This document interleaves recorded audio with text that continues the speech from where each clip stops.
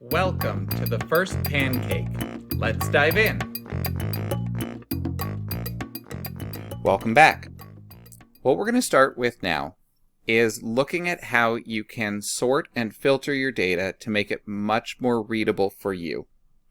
The tools we use here are under the Data tab, and you can see them here as they are Create Filter, Filter Views, and Add a Slicer, which we'll get into individually. Right now we're going to look at creating a filter, and you can see at the top of each column there's a little triangle. This triangle is where the filter lives. To use that filter, we want to see how many people are from New Mexico and who they are. So click on the triangle. Now first you have to clear the filter because they were already everything selected. You can find New Mexico and hit OK. And what shows up is the two people from New Mexico. Next, let's clear that filter by selecting all to bring back all of the existing data.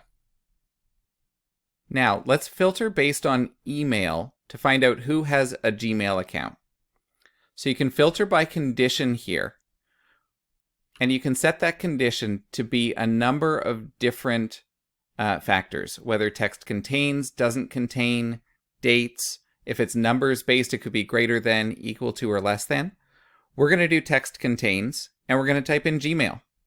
From there, that filter tells us all of the people who have a Gmail account. To remove this filter, where it says text contains, go back to none, which is to remove all filters, and hit OK. The data is right back where it started. Now let's remove that filter altogether by going to the Data tab and clicking Remove Filter, and then go back to the Data tab and go to Filter Views, Create New Filter View. I'm going to pause here for a second to note the dark gray border around the spreadsheet denotes that you're in Filter View. And after this segment, we'll talk about why that's important and the differences between a filter and a filter view. So you can name that filter view. In this case, we're going to call it Only Gmail. Now, the filter conditions are set exactly the same way. So let's filter by text contains and Gmail. And you can see all of the Gmail users. Now, you can duplicate, you can replicate, you can rename all of the different filter views that you want to create. But when you close the filter view, it disappears. And if you ever want to pull up Only Gmail again, it's now listed in that menu, so you have direct access to that filter. Now let's take a look at the final method to sort and filter your data.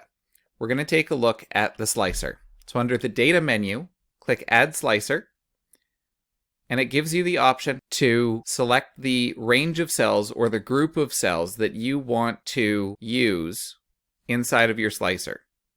Then you click the filter icon, and you can filter by first name, last name, any of the headers across the top. And then same as before, filter by condition, and you can select any of the options here. We're going to select text does not contain this time, just to try that out. Whoop, that's the wrong one.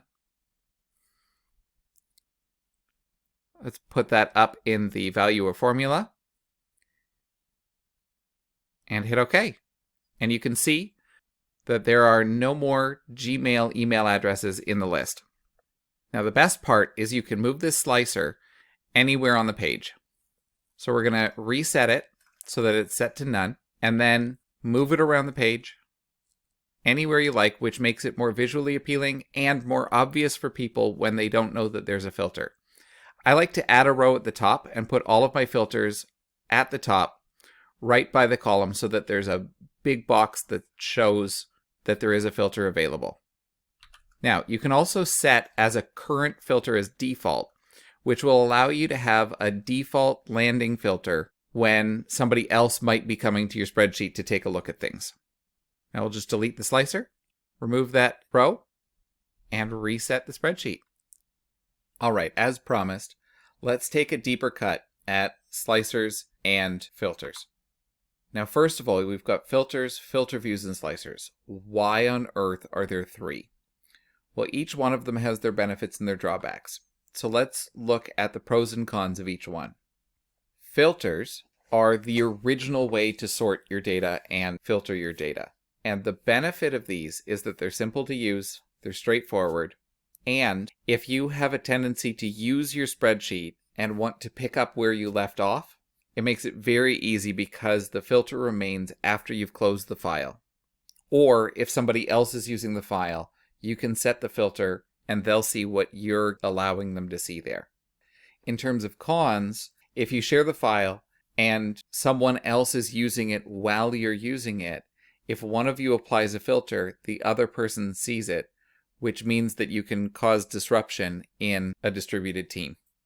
It can also be cumbersome to reset those filters, and depending on the color that you make the background of your headers, it can be a bit difficult to see, as you can see in the image there.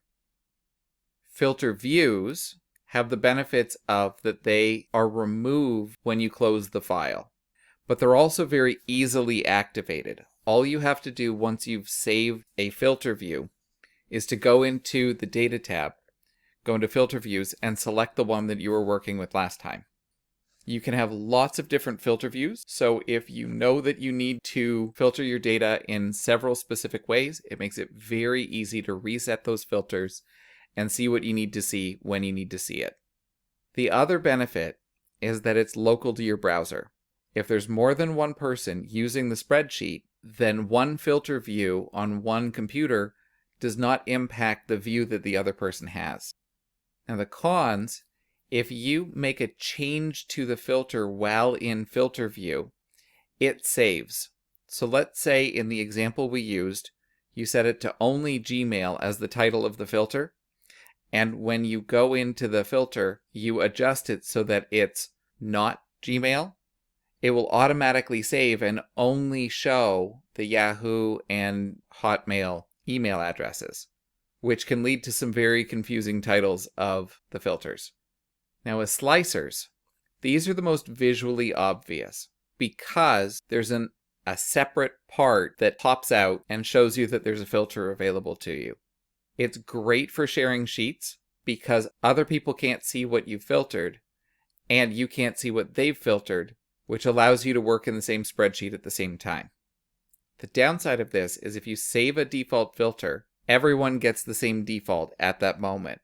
So if somebody takes it upon themselves to save a default filter, it would push to your computer and vice versa. The other downside is it takes up more space on your screen. So if you're working on a smaller screen, or if you're working on, say, a mobile view, it can be very difficult to fit all of that into such a small space. Let us know which one you like best in the comments. Like and subscribe if you learned something. And remember, anything worth doing well is worth doing badly first.